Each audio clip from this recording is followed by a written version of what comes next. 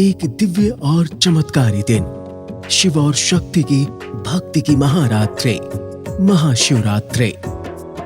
वैसे तो शिव की आराधना जब भी की जाए वो प्रसन्न हो जाते हैं, लेकिन महाशिवरात्रि शिव उपासना के लिए सबसे उत्तम, फलदायी और पावन दिन माना गया है। तो आइए महाशिवरात्रि के इस खास कार्यक्रम में जानते हैं महाशिवरात्रि की महिमा और पौराणिक कथाएं। भोलेनाथ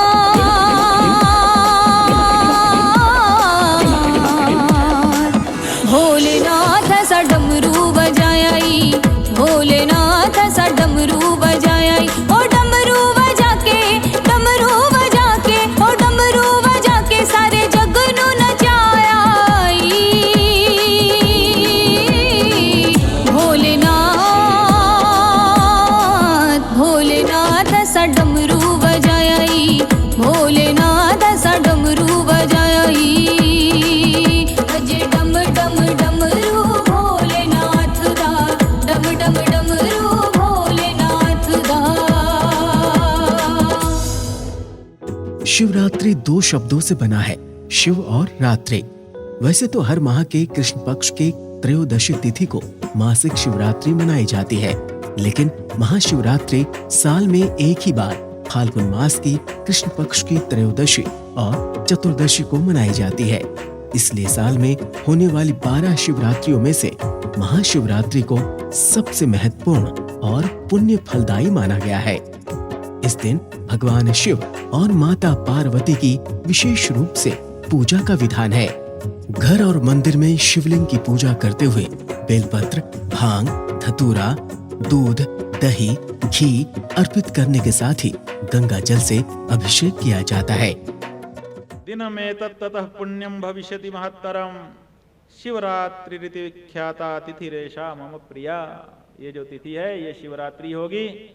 इस दिन जो लोग पूजा करेंगे तो ब्रह्मा जी और विष्णु जी ने जो पूजा की थी, जैसा फल उनको मिला था भगवान की पूजा का, वैसा फल आज के दिन हमारी पूजा करने वालों को मिलेगा। भारत में मनाए जाने वाले सभी त्योहार परंपरागत रूप से प्राचीन भारतीय पौराणिक कथाओं से जुड़े हुए हैं और महाशिवरात्रि को लेकर भी कई पौराणिक कथाएं प्रचलित हैं। ईशान संहिता के अनुसार सृष्टि के आरंभ में ब्रह्मा जी और भगवान विष्णु के बीच एक बात पर चर्चा हुई कि ब्रह्मांड में सबसे बड़ा कौन है। उन दोनों के इस विचार पर महाशिवरात्रि के दिन रात्रि के समय करोड़ों सूर्य के समान ऊर्जा लिए हुए एक शिवलिंग प्रकट हुआ, जिससे निकल रहे अग्निपुंज का ना तो कोई आदि था ना ही कोई अंत। इसलिए शिव और महाशिवरात्रि को विशेष माना गया है। शिव महापुराण के अनुसार सतयुग में चित्रभानु नाम का एक शिकारी था, जो पशुओं का शिकार करके अपना घर परिवार चलाता था। एक दिन वो जंगल में शिकार करने तो गया, लेकिन उस दिन उसने सुबह से कुछ नहीं खाया था। जंगल में घूमते हुए उसे एक हिरणी दिखी, लेकिन शिकारी ने उसके गर्भवती होने के कारण उसे छोड़ दिया और खुद बेल के एक पेड़ पर छिपकर दूसरे पशु का इंतजार करने लगा। इस दौरान वो पेड़ से बेल पत्र तोड़कर जमीन पर फेंकने लगा। उसे यह एहसास नहीं था कि पेड़ के नीचे शिवलिंग है। तभी भगवान शिव की कृपा से उसके मन में दया भाव उत्पन्न हो गया। फिर कई बार उसके पास जानवर आए गए, लेकिन सभी जानवरों ने जब कोई न कोई मजबूरी बताई तो शिकारी ने दयालुतावश उन्हें जाने दिया। इस तरह उसने उस दिन शिकार नहीं किया और अपनी भूख को दबाए रखा।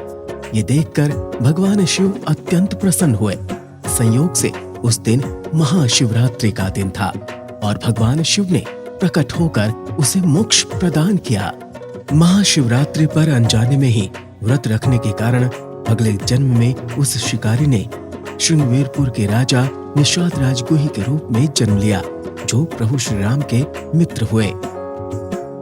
इन सब के अलावा महाशिवरात्रि को लेकर यह भी कहा जाता है कि इसी दिन 12 ज्योतिर्लिंगों में से प्रथम ज्योतिर्लिंग सोमनाथ की स्थापना हुई थी और चंद्रमा को दक्ष प्रजापति के श्राप से अभय दान मिला था। इस संसार पर कृपा करने वाले भगवान शंकर द्वारा रची लीलाओं को सुनकर सिर श्रद्धा से नतमस्तक हो जाता है और मन में सिर्फ एक ही आवाज आती है कि भोलेनाथ के चरणों में बैठकर उन्हीं के नाम की माला जपते रहें।